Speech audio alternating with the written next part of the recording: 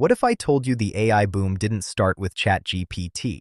It started with one idea that changed how machines understand language forever. In 2017, a paper called Attention is All You Need introduced the transformer, the architecture behind today's most powerful AI systems. But the real breakthrough wasn't just bigger models or more data. It was a new way for neural networks to decide what information actually matters. In this video, we'll unpack why older models like RNNs struggled, how attention solves that bottleneck, and what queries, keys, values, scaled dot product attention, and multi-head attention actually mean. By the end, you'll understand the core mechanism that made modern AI possible and why attention really was all we needed. Let's get into it. Hey everyone, and welcome to The Explainer. Today we are unpacking a literal turning point in the history of artificial intelligence. We're looking at the landmark 2017 Google paper, Attention is All You Need, authored by Ashish Vaswani, Noam Shazir, and a totally brilliant team over at Google Brain and Google Research. If you've ever wondered what fundamentally shifted how machines actually understand language, well, this is it. This is the blueprint, so let's dive right in. To really appreciate this breakthrough, we have to start with a massive, massive problem that was just plaguing the field. Okay, so picture this. How do modern sequence models process language so incredibly quickly today when just a few years ago it took agonizing amounts of time? Well, we're going to figure out exactly how the architecture proposed in this paper absolutely shattered the severe speed limits of those older, traditional language processing systems. Here's our roadmap for today. First, the recurrent neural bottleneck. Second, enter the transformer. Third, the anatomy of self-attention. Fourth, multi-head attention mechanics. And finally, number 5, seeing attention in action. All right, section 1, the recurrent neural bottleneck. Let's take a look at the foundational limitations of the previous industry standards. So there's a really stark contrast between the old way and the new way. Before the transformer, models relied heavily on recurrent neural networks, or RNNs. Now, the core issue with RNNs boils down to one single word: sequential. They generate a sequence of hidden states based on the previous hidden state and the current input. It's kind of like reading a book one single word at a time, where you literally can't read the next word until you fully process to the current one. This inherently sequential nature requires O of N operations, and it completely precludes parallelization. As memory constraints hit, you simply can't batch across long sequences. It's a huge bottleneck. Self-attention, on the other hand, it connects all positions with a constant number of sequentially executed operations, just O of 1. It's highly parallelizable, completely replacing the need for that slow, step-by-step recurrent processing. Moving to section 2, enter the transformer. That severe sequential bottleneck leads us directly to the radical solution proposed by the Google Brain team. Now, don't let the complexity of this architecture diagram intimidate you. The main takeaway is actually pretty simple. The authors dropped recurrence entirely. Just guide your eyes to those boxes labeled multi-head attention in both the left encoder stack and the right decoder stack. By ditching recurrence and convolutions completely and stacking these self-attention layers instead, the transformer opens the door for significantly more parallel computation. It's a total game changer. Section 3, Anatomy of Self-Attention. To really grasp how those blocks work, we need to shift our focus and dive deep into the mechanical steps of this new system. So what exactly is self-attention? The paper describes the attention function as mapping a query and a set of key-value pairs to an output.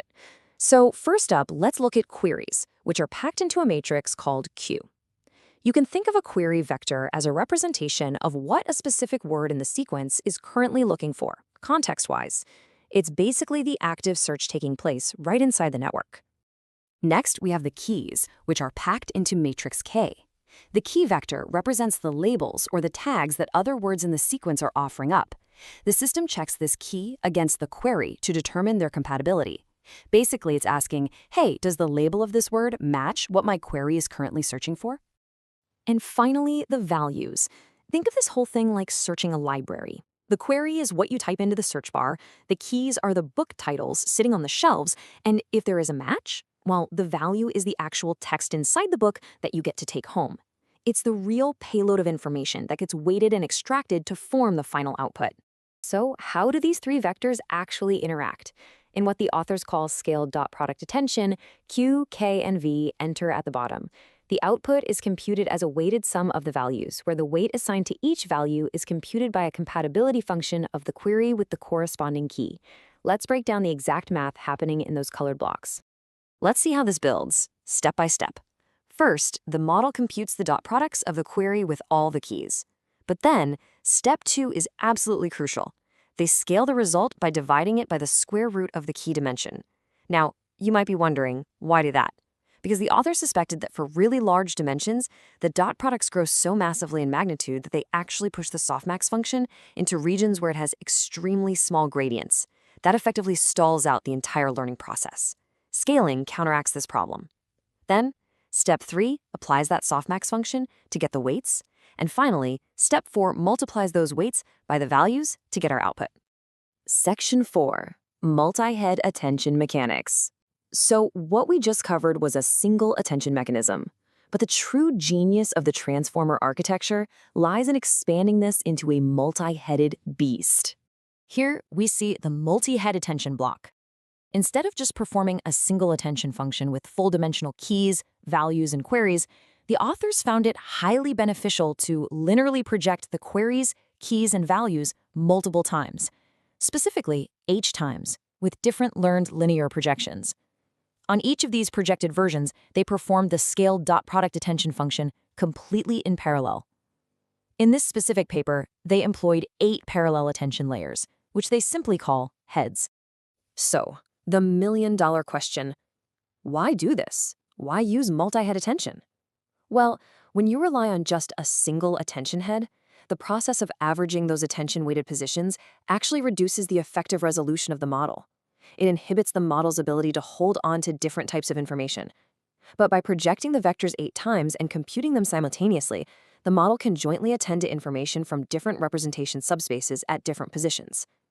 Basically, putting multiple eyes on the exact same sentence allows one head to focus on, say, grammar and syntax, while another head is simultaneously focusing on meaning and semantics. Afterwards, all these outputs are simply concatenated and projected once again to get the final values. It's absolutely brilliant. Section 5, seeing attention in action. Now, I know this is some really heavy theory, but the paper doesn't just leave us with math. Let's move to the final section to ground all of this dense theory in some tangible visual proof. Here we can see actual attention distributions directly from the model's encoder layers, and it beautifully proves the multi-head theory. In the first example showing a NAFRA resolution, look at the word its. The model needs to know what its is referring to. The thick line shows that one specific attention head perfectly linked the pronoun its back to the noun law across a pretty long distance in the sentence. Then, in the second example, we see 2 completely different attention heads, represented by different colors, exhibiting behavior that perfectly maps out the syntactic structure of the sentence.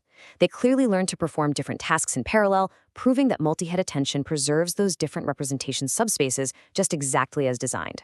And let me tell you, the real-world impact of replacing RNNs with this multi-head attention architecture was nothing short of explosive.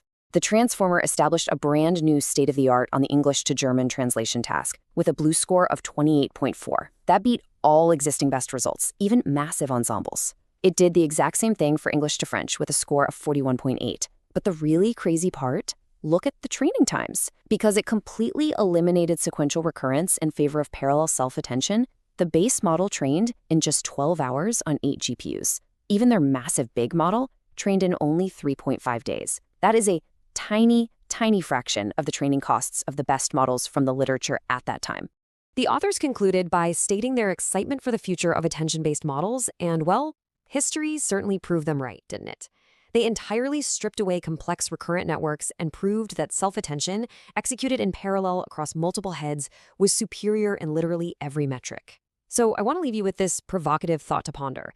If attention is truly all we need to map global dependencies efficiently, what other sequential bottlenecks in computing, way beyond just text, can this highly parallel architecture eventually replace? Thank you so much for joining me for this explainer, and as always, keep exploring.